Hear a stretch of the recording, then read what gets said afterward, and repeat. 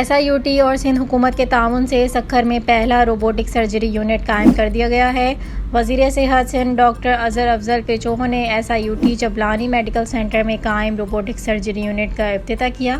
اس موقع پر ڈاکٹر اظہر افضل پیچوہو نے اپنے خطاب میں کہا کہ میرے لیے یہ ایک بہت بڑا اعزاز ہے کہ میرے استاد اور ہم سب کے لیے مشعل راہ پروفیسر ادیب رضوی میرے ساتھ اس وقت یہاں موجود ہیں اور میں ان کی سرپرستی میں روبوٹک سرجری یونٹ کا افتتاح کر رہی ہوں۔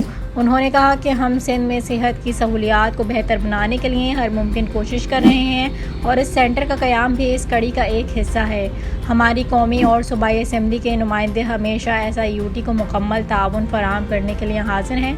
انہوں نے کہا کہ روبوٹک سرجری کو سرجیکل سائنسز کا مستقبل مانا جاتا ہے۔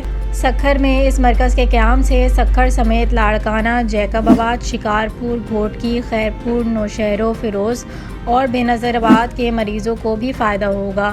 ڈاکٹر ادیب رضوی ڈائریکٹر SIUT نے افتتاحی تقریب سے خطاب کرتے ہوئے کہا کہ SIUT کا مقصد تمام مریضوں کو جدید ترین علاج کی سہولیات مفت عزت نفس کے ساتھ مہیا کرنا ہے۔ اس مقصد کے تحت سکھر میں روبوٹک سینٹر کا قیام عمل میں لایا گیا ہے تاکہ اس جدید ترین سرجری سے عام آدمی کو بھی فائدہ پہنچایا جا سکے اور علاج کے سلسلے میں اسے طویل سفر نہ کرنا پڑے۔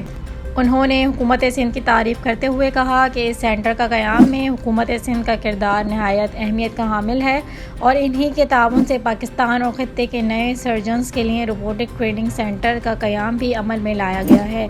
SIUT کے روبوٹک سرجن ڈاکٹر ریحان محسن نے شرکاء کو روبوٹک سرجری کے فوائد کے بارے میں آگاہ کرتے ہوئے کہا کہ اس سرجری سے مریض کے جسم پر آپریشن کے بہت کم نشانات ہوتے ہیں، خون کا ضیاع کم ہوتا ہے اور مریض کا اسپتال میں قیام بھی محدود ہوتا ہے۔